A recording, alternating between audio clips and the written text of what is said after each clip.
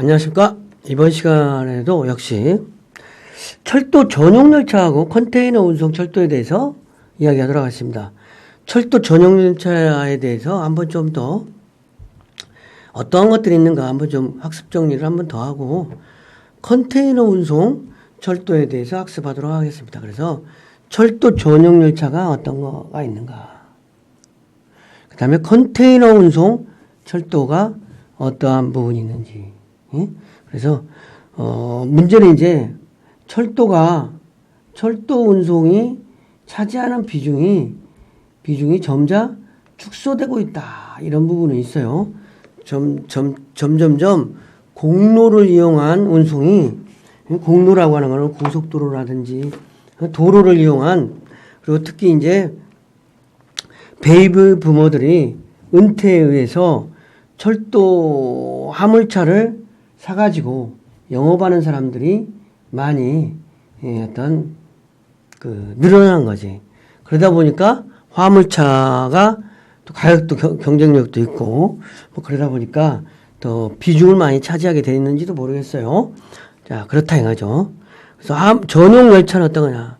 철도 전용 열차는 블록 트레인이라고 그래가지고 서울에서 부산 이름으로 딱 고정돼서 중간에 직행하는 거야. 중간에 안 쓰는 거지, 화물차가. 철도 화물역 또는 터미널 간을 직행 운행하는 전용 열차로 하차우수라든지 형태가 고정되어 있지 않은 거야. 중간역을, 중요한 거는 중간역을 거치지 않는다. 그래서 철도공로, 철도에 있는데 많이 공로와 철도와 공로를 복합 운송하는데 많이 사용한다는 거죠. 그러니까 용산역에서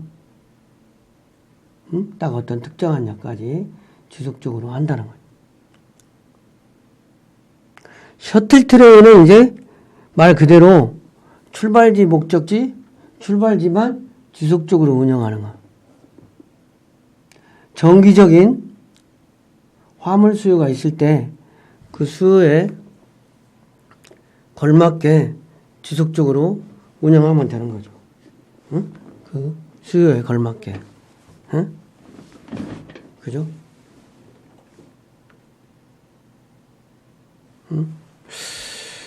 Y 셔틀 트레인은 중간 목적지가 하나 있는 거. 중간 목적지가 하나 있는 어떤 형태. 셔틀 트레인하고 비슷한데 중간 터미널이 존재한다는 거죠. 그래서 출발지, 중간 터미널, 목적지, 중간 터미널, 출발지, 이렇게 운영한다. 커플링 쉐어링 트레인은 중단거리 소규모 터미널에서 사용하는데 싱글 레건 트레인의 단점을 보완하고 중간역에서 하차의 취급을 단순화하는 거다.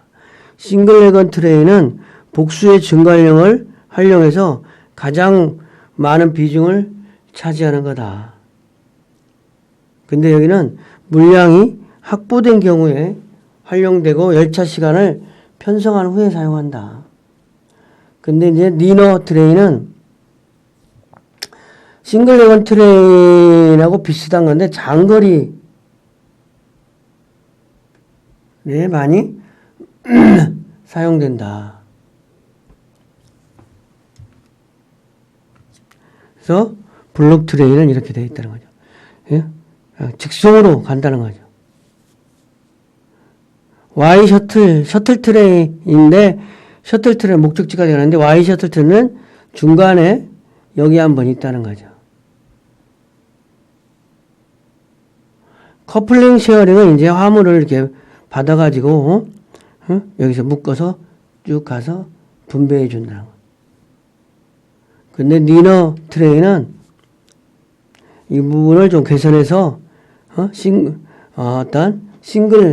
레건 트레인을 좀 개선해 가지고 한 번에 가는 건데 중간에 이렇게 한 번씩 실을 수 있도록 하는. 그래서 여기는 장거리 운송에 적합하다.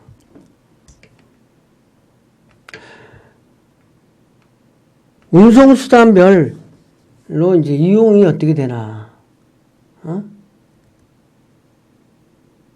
그러니까 옛날에는 철도가 차지하는 비중이 이렇게 28%, 공로가 60%, 해운이 10% 이렇게 됐는데 해운하고 철도는 엄청나게 줄은 거죠. 특히 철도 운송이 더 많이 줄은 거죠. 그죠? 철도 운송은 이제 거의 1%, 2% 내로 화물 전체 운송 수단에 그 대신 화물 트럭으로 하는 게 90% 이상 시장 점유율을 하고 있다. 그러니까 이제 화물 운송로이다 그러면은 어떤 트럭 그 다음에 해운 이렇게만 주로 여기가 98% 이렇게 된다는 거죠. 화물과 해운 이게 어떤 화물 운송에 거의 다라 이렇게 생각하면 되는 거죠. 그러니까 우리가 90% 이상 집중하는 그러니까 트럭에 의한 운송, 해운 이 부분에 집중해서 학습도 하고 앞으로 부도 이쪽에서 일어나겠지. 철도 운송이라든지 이런 쪽에는 앞으로 비즈니스 영역이라든지 뭐 이런 부분들이 점점점 줄어갈 수 있잖아요. 그러니까 그런 부분은 이쪽은 좀 줄고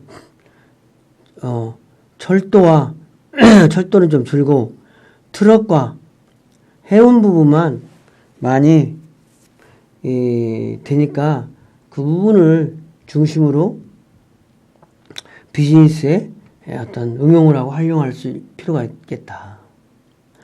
컨테이너 운송은 이제 철도로 하든 트럭으로 하든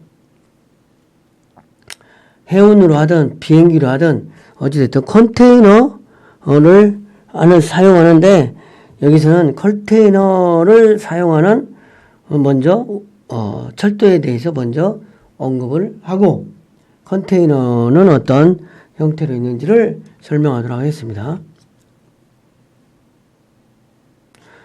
컨테이너로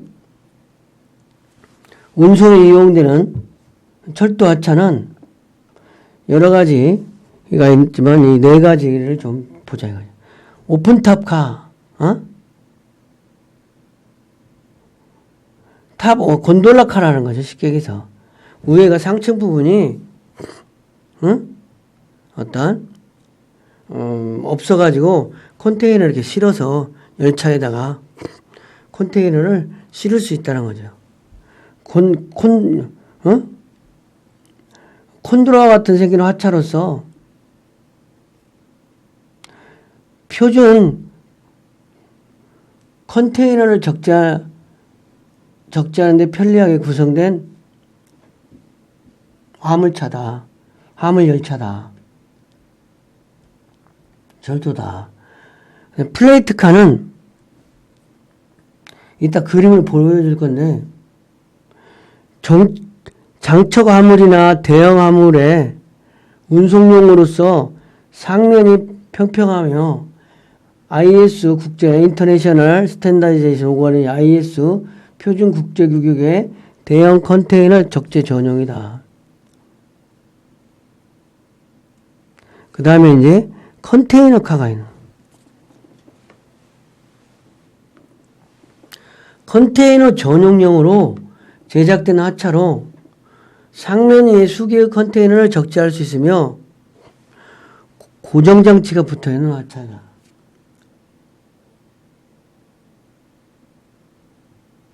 더블 스택카는 한 하차에 컨테이너를 2단으로 적재하며 운송량을 2배로 증가시키는 운송 방법이라는 거죠.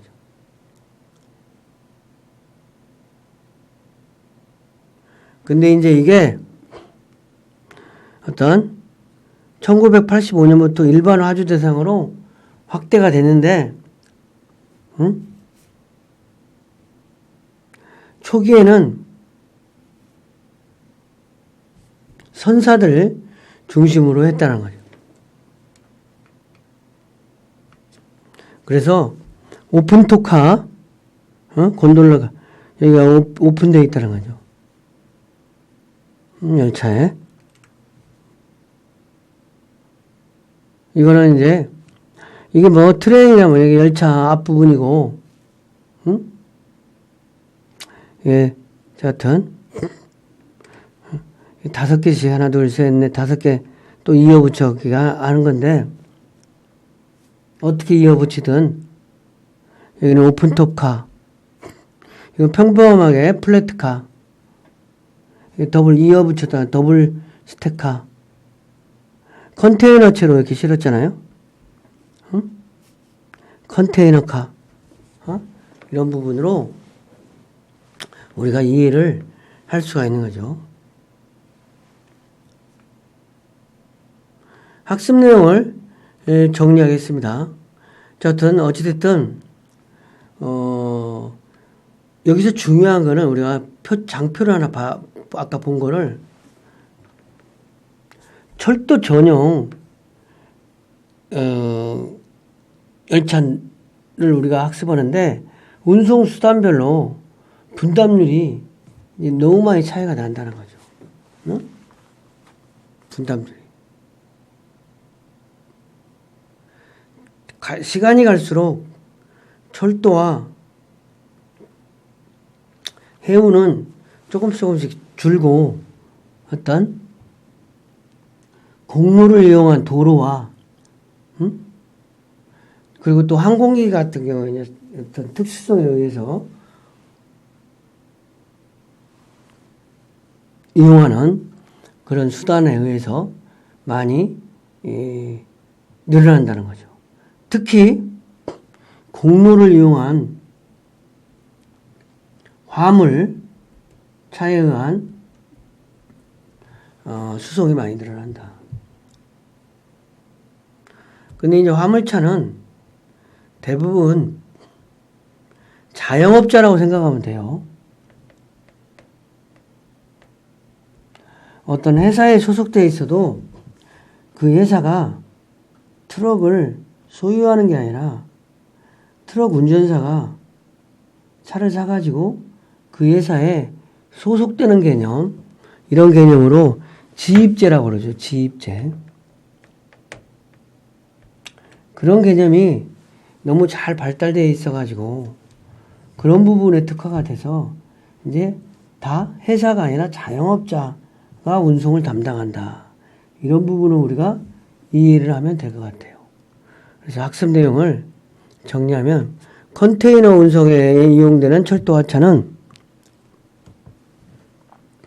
오픈톱 카라고 해서 그러니까 곤돌라가 몇 대가 있으면 이렇게 상층, 이게 개방돼가지고 여기다가 물건을 싸는 거를 곤돌라라고 하는 거거든. 근데 이제 화물차가 곤돌라 형태로 되어 있다는 거죠. 위가 상층 부분이 열려 있다. 그래서 오픈탑, 탑이 열렸다는 거지. 그래서 곤돌라와 같은 하차로 국제표준규격의 컨테이너를 적재하는데 편리하게 구성된 차를 오픈톱카라 한다. 플랫카는 이제 평평하게, 그래서 뒤에서 싣는다든지 그러겠죠. 오픈톱카는 이게 크레인으로 떠가지고 이렇게 싣는다든지 상층부에서 싣는 반면에 이분은